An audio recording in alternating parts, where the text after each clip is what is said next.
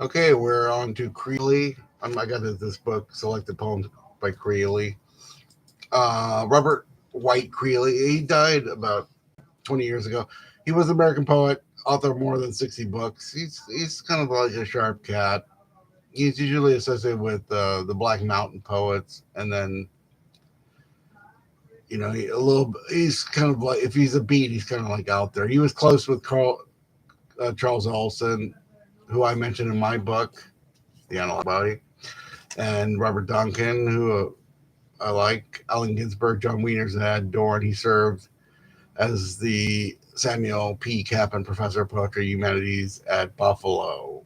So if you know a lot of people that went to school in Buffalo, they obviously like Creeley, or there's uh, there's like this kind of allegiance to upstate New York. People that went to school up there. In '91, he joined the colleagues Susan Howe, Bernstein, Federman, in founding the Poetics Program at Buffalo. Creeley lived in Buffalo, where he taught, and he also taught at, and he lived in Providence, where he taught at Brown University. So some people that went to Brown and University of Buffalo know him. He was recipient of a Lannan Foundation Lifetime Achievement Award. So he was born in Massachusetts and he died in Texas, which is strange. Maybe he had a house there. And he went to Harvard and he was part of the Black Mountain experiment. So I see his poetry as, I mean, a lot of people mention Creeley. I mean, in the poetry world, as kind of influential, or I mean, he's somebody who's kind of post pound. He's sort of, he, I mean, I haven't read him as much as I've read like someone like Jack Spicer or Baudelaire or T.S. Eliot, but I think um, when I've the stuff I've read seems like really reduced. It's very minimal. So let's read a couple. Sad advice: if it isn't fun, don't do it. You'll have to do enough that isn't. Such is life, like they say. No one gets away without pain. And since you don't get to keep it anyhow, who needs it? So let's go. I love you. I see you, Aunt Bernice, and your smile anticipating reality. I don't care any longer that you're older. There are times, all the time, the same. I'm a young old man here on earth. Sticks, dust, rain, trees, people. Your cat killing rats in Florida was incredible. Pete, weird, sweet presence, strong. You were good to me.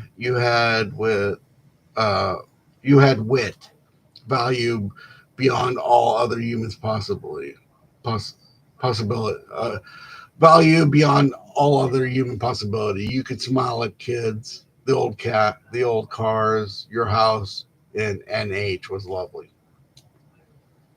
There, miles back in the wake, days faded, nights sleep seemed falling down into some deadness, killing it, thinking dullness, thinking body was dying, then you changed it.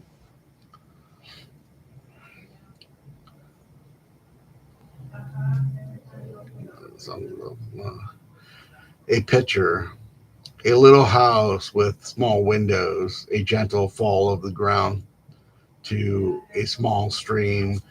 The trees are both close and green, a tall sense of enclosure. There is a sky of blue and a faint sun through clouds.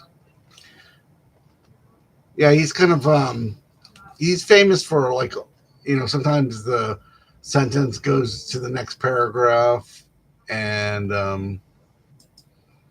see where we're at. And like, sometimes only two or three words per line, so like it's a he's really into being vertical as a poet, just like really fast. It just seems like, so like a book like this, which is like over almost 350 pages, like is kind of a quick read, because I mean, like, the pages are just, there's let's see, I mean, it's like, look at that. It's like just straight down. That it's like 4, 4, 4.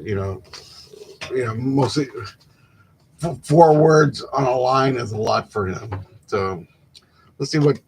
Let's see what some people say about him. The definitive selected poems give an accurate account of Creeley's lifelong investigation of the heart's dark and often confused transactions. Alfred Mobilio. It is hard to imagine any reader confronted with this body of nearly a life's work not succumbing to the enchantment of these crooked litanies. Okay, John Ashbery, who I've just talked about recently. Creeley's, because he translated the Rimbaud, and I talked about him. John Ashbery says Creeley's poetry is as basic and necessary as the air we breathe, as hospitable, plain, and open as our continent itself. He is about the best we have.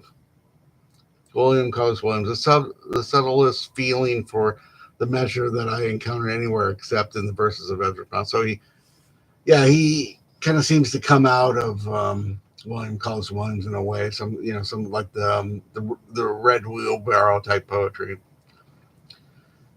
And then Allen Ginsberg says, Creeley has created a noble life body of poetry that extends the work of predecessors Pound, Williams, Zhukovsky, and Olson, and provides, like them, a method for his successors in exploring our new American poetic consciousness. So, yeah, like you say, he's published like a lot of books. This is University of California Press, so he's on a lot of different presses. Yeah, let's see. Yeah, he published. Let's see. Yeah, he published some of his first books in the 50s. Let's see. Yeah, he's on New Directions. I remember reading some New Directions. University of California Press. A lot of New Directions.